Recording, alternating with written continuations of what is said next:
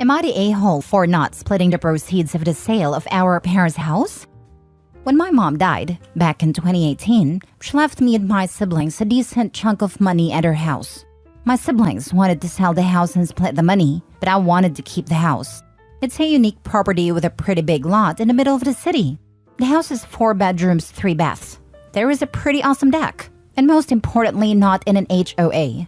I had some sentimental attachment to it, but mostly I thought the house was better for my situation than a pile of cash.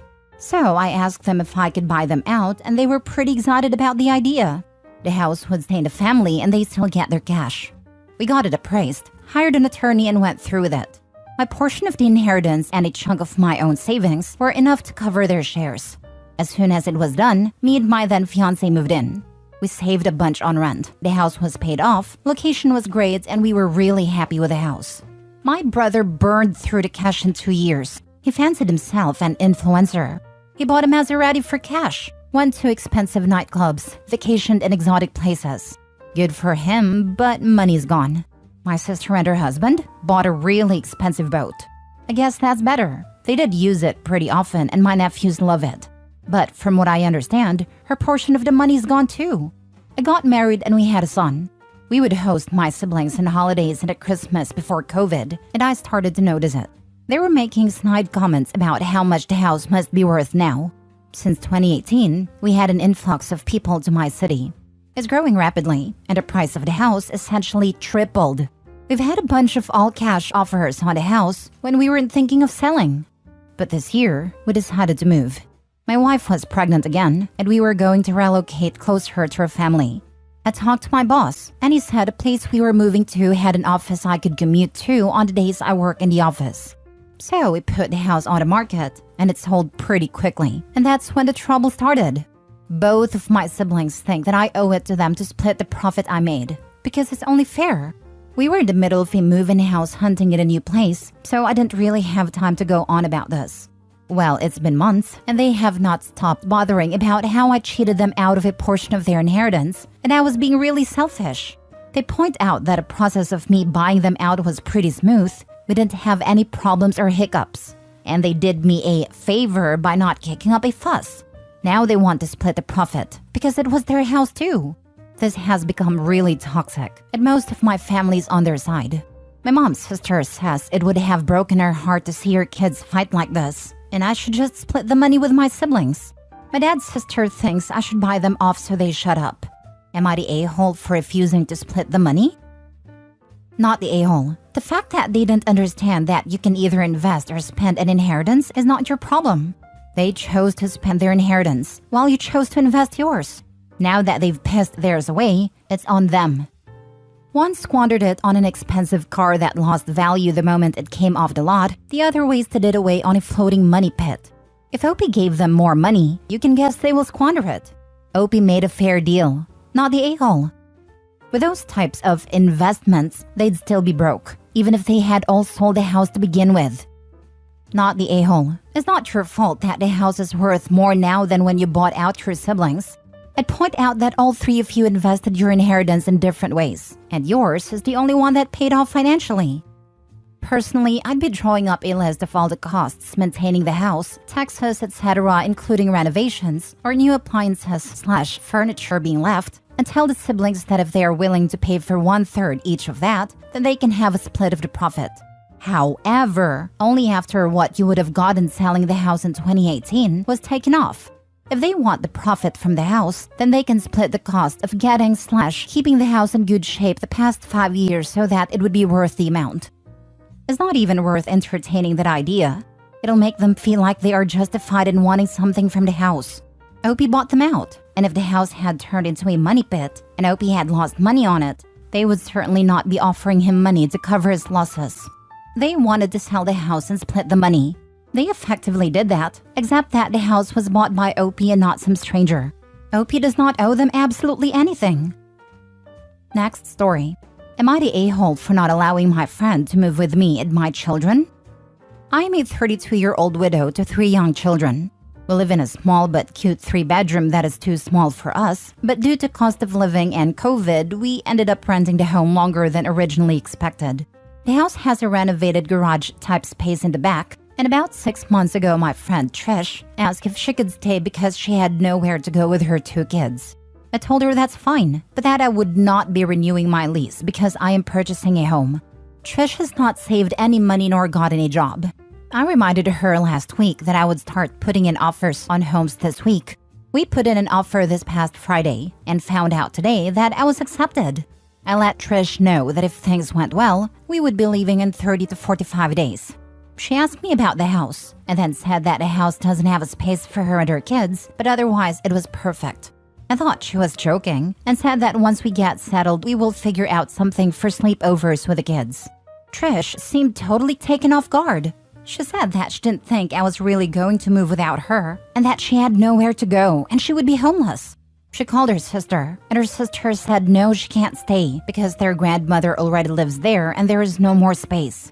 Trish is now freaking out and saying that we've all turned our back on her. Her parents don't have their own place, nor do their grandparents. I recommended income-based housing and a job, but she said she doesn't want to put her kids in daycare. She says that I have more than enough money to help her and still buy a house. I work 2 jobs and have busted my butt to buy this house, and have enough money for furniture and everything to be the way I want. So I basically told her I can't help her, and the lights will be out on September 15th. Am I the a-hole for leaving her with nowhere to go? Not the a-hole. You gave her 6 months. She is not working and she is not planning to work. Her plan is to exploit you. That's the part that's outrageous to me. You work 2 jobs, and she apparently feels that it's fine for you to support her joblessness? She wants you to enable her to be a stay-at-home mom. She's basically using OP as a substitute partner. This is gonna continue until OP kicks her out, or she finds another person to bankroll her. Trish is not your friend. She is angling to be your dependent, trailing her 2 kids with her. I wouldn't let her have your new address if you haven't already given it. I'd be very careful about allowing her entry to your new home at all for that matter. Not the a-hole, and no sleepovers for the kids. She'll try to leave them with you or stay herself. Watch out for all mails. Make sure there's nothing with her name coming to your new address. She might try to claim residency. She doesn't have the address for the new house.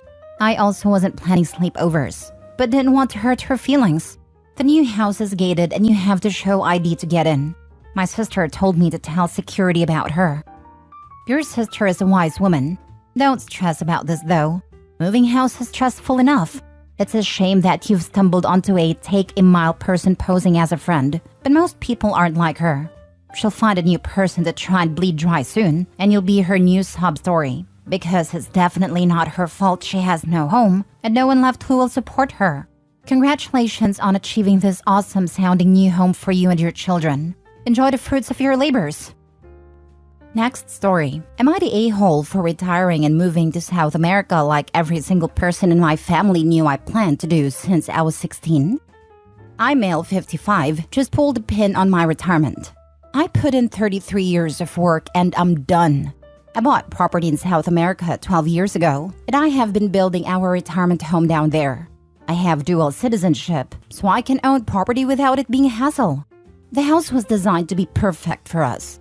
We have a pool, a small house for the caretaker/gardener, and 34 different fruit trees. The bathroom is up to North American standards, and the showers grab bars and stuff already built in for when I'm old. Everything is on one level, so there are no stairs. My wife helped by making suggestions to the designs of the house and by taking care of decorating it. We have been vacationing there for 8 years now, and renting it out when we aren't there for some extra money. We have hosted friends and family there, both with us there and on their own. My wife has now decided that she doesn't want to live there for 7 months of the year. We have grandkids now, and she wants to be more involved in their lives. I love my kids and grandkids, and my parents also live up here. But I am done with winter. If I never see snow again, it will be too soon. The house has guest rooms and flights are cheap. If they want to see me in the winter, they are all welcome to come down. Plus, I will be back for 5 months in the summer to do some contract work, and I will see everyone then. My wife said she didn't want to go down this winter, and that is absolutely her right. I booked my flight for September, and she asked me about the expense on the credit card. I said I was leaving for the winter like I had told everyone I was planning to do.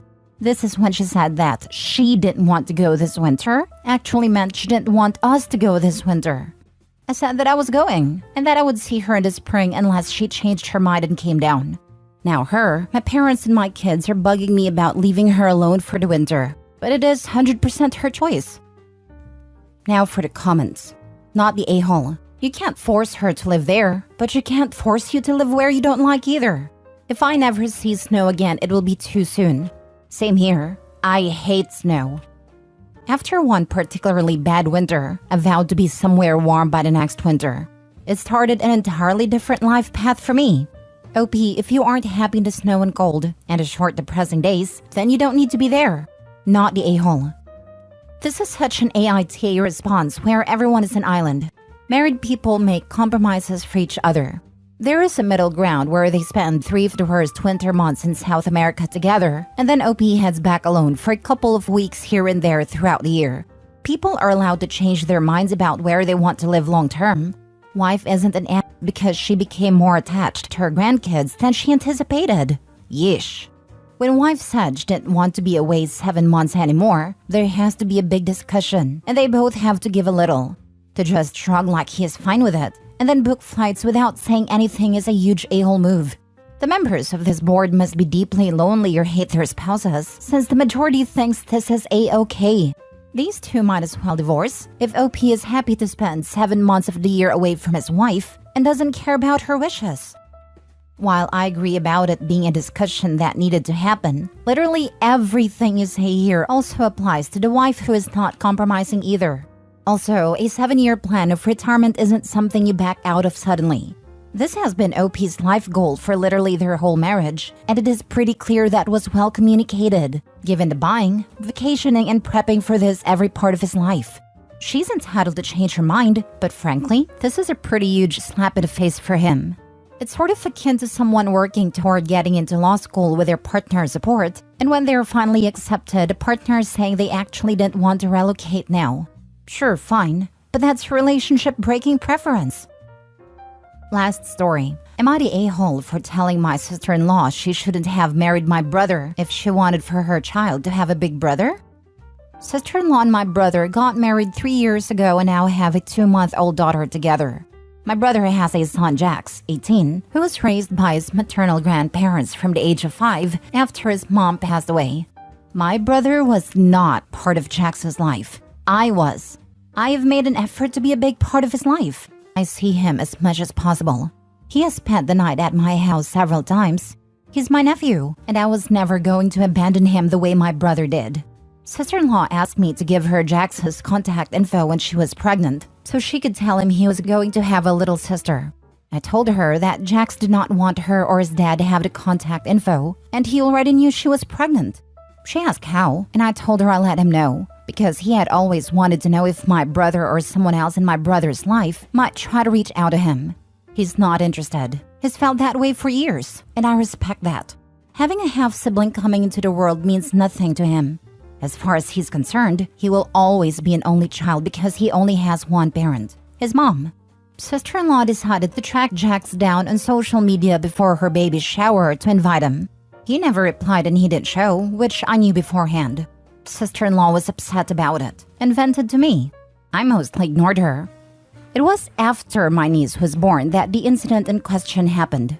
Sister-in-law reached out to Jax again and was blocked and reported for harassment. She was upset and said it wasn't fair Jax was taking it out on her daughter and that she deserves to have her big brother in her life, despite my brother's mistakes in letting him be out of his life. She was getting very blamey toward Jax, and I did not want to hear it. I told her if she had wanted her child to have a big brother, then she shouldn't have married a deadbeat dad. She shouldn't have married my brother, because they have zero right to expect Jax to want anything to do with any of them. Sister-in-law countered that Jax wanted me in his life, and I told her I was there from day one and never let my brother's actions take me out of his life. I showed up when my brother didn't, and I stayed friendly with his grandparents and he saw that. I told her that she didn't get to demand anything from him when she knowingly married my brother. Sister-in-law said I was blaming her for no reason, and I should be more understanding that as a mom she wants the best for her kid. Am I the a-hole for what I said to her? As a mom she wants the best for her kid. Then she shouldn't have married a deadbeat dad, not the a-hole OP. The entitlement is strong with his sister-in-law. What's really sad is she apparently didn't care about meeting Jax and brushed aside the warning that she was dating a deadbeat till her baby was involved. Was this really only about roping a teenager who could be made to babysit because she's your sister? She said it herself. She wants what is best for her kid. Jax isn't hers and is treating him like a commodity. She isn't respecting him or thinking of him. You're not the a-hole for supporting your nephew, as it's especially clear this woman is as much a piece of work as her brother. Not the a-hole. Your sister-in-law clearly doesn't care about Jax for his feelings. How does she think it would make him feel to see his dad, who abandoned him, acting like a dad to their daughter? She wants her daughter to know her big brother? Too bad. Her husband burned that bridge, and she clearly doesn't actually care enough to repair it. She wants to contact Jax for her own selfish reasons, not actually for family. Good job supporting your nephew and showing him that he's loved and wasn't completely forgotten and abandoned by his father's family. Keep defending and supporting him. He clearly needs you.